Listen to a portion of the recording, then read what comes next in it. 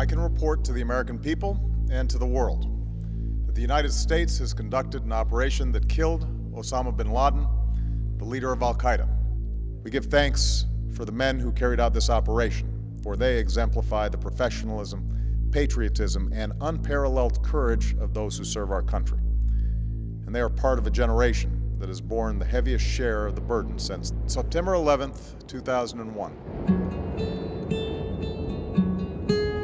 The origin of the station is Flathead Pass. Flathead Pass is just north of Bozeman, along the Bridgers. It was a place that a friend of mine took me to, and I had just come off a command, and I was wrestling with what was next. Not wanting to leave the military, but having to figure something out before I lost my family.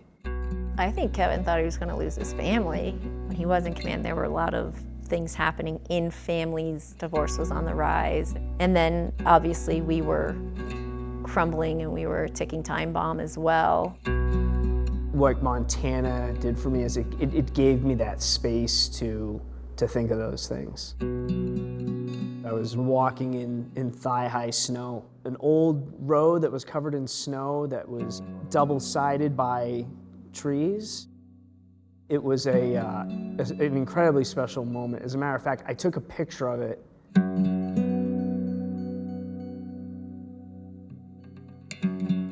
Not to be dramatic about it, but the epiphany really came where it was, I'm done. And I wonder if I can create something like this for my friends. This is just a casual wrap of the program. The station has two main areas that it focuses on, and we call them projects. The first one is the Homecoming Project, and that is a series of programs that's designed to help active duty families who are serving in special operations and those who have decided to transition out of uniform. Our second project is what we call the Legacy Project, and this focuses specifically on Gold Star children from the special operations community. You know, working with the Gold Star kids, you get to, you walk with them through their grief, and you come to find out that, they're really resilient. So if anybody's worried about Gold Star kids, I'll tell you, they're super strong. If I were to look at it from a participant perspective, Montana is a real special place. The closing scene of A River Runs Through It was shot right out here, right off our porch. It's an experience. It's sacred.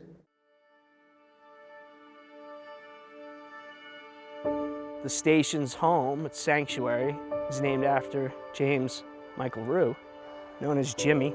It was on the second flight out of Logan on September 11th, 2001, when he was killed. Fast forward about 14 years, a friend of mine, he said, hey, my boss likes to fly fish. And it ended up being Jimmy's brother, Dave. Okay, who's next?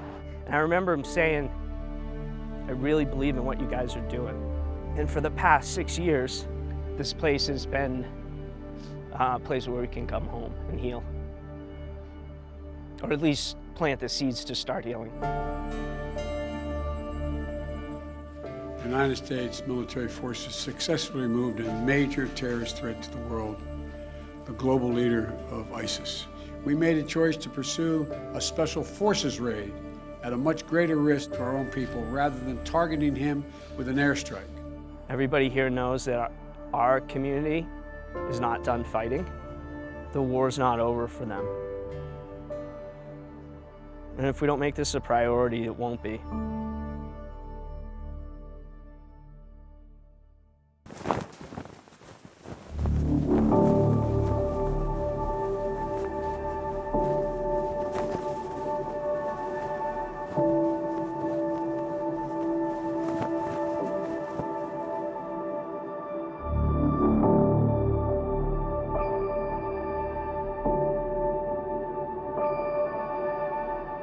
On the 20th anniversary of September 11th, we all gathered around a pile of rocks and we picked a rock to carry in our bag, and we carried it quietly through the woods to a memorial that our community has been using to honor and remember the fallen in the special operations community. So none of us would be here standing in front of this had September 11th, 2001 just been a regular day. It's a real honor to be up here with you guys today. I know it's a really heavy day.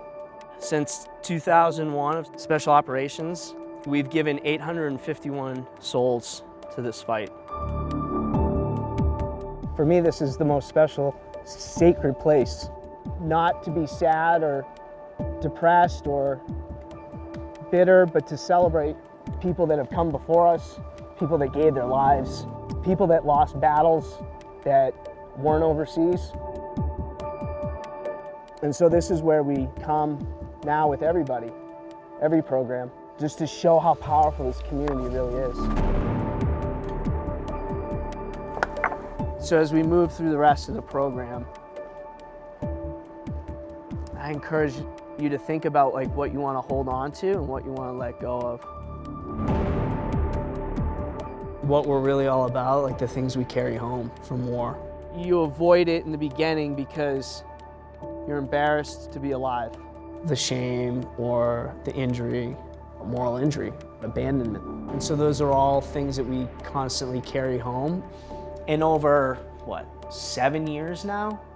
Slowly, one rock at a time, people are able to put down the things they carry. Remember, being here is a gift, and we have to honor it, right? And so the heaviness of today and the pain of today, hopefully is enough for us to feel it and push it off, and start living the gift. In some ways, it's a physical reminder of what their path requires of them, and it makes sense.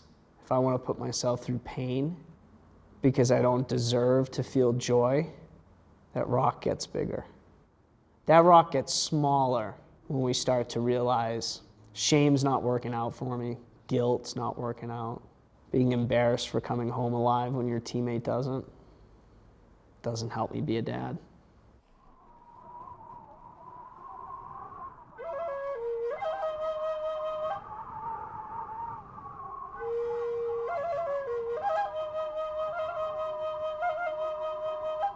So back in the summer of 2013 was our first Gold Star program called The Crossing.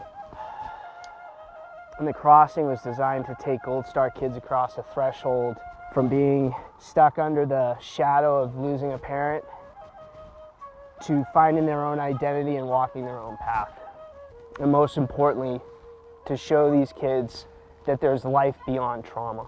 And when we had the opportunity to have our own place, one thing I wanted to make certain was that we all had one place to go to. And so I think there were about 6 Gold Star kids. They created that path with an old retired W5 from 5th Group Special Forces. Think about this, an elder in the Special Operations community takes a group of adolescent Gold Star kids and carves a path through the woods that no one has ever walked before to a place that has nothing on it, and we mark a spot and say, this is it. This is the place that we will make sacred. What's even more powerful to me, though, is the fact that Gold Star children are actually the ones leading it, not the warriors leading these kids. It's a bunch of kids leading adults home. Come on. What do you say to that?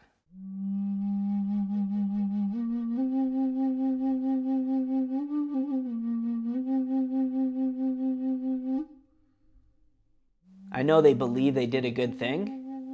I know they know that. I know to them it's a good thing. I don't know how much they realize how good of a good thing it is.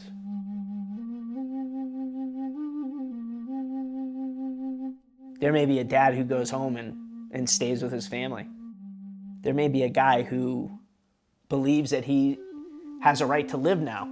There may be a spouse who has carried resentment and anger because of what this community's asked from her family. And she walks home with a little less of that. Like, those are kids that did that. Like, I won't take credit for that. Like, they did it. They're the ones that laid the keystones down. It takes words to explain it or describe it, but if you can't feel that, well, you're in the right place.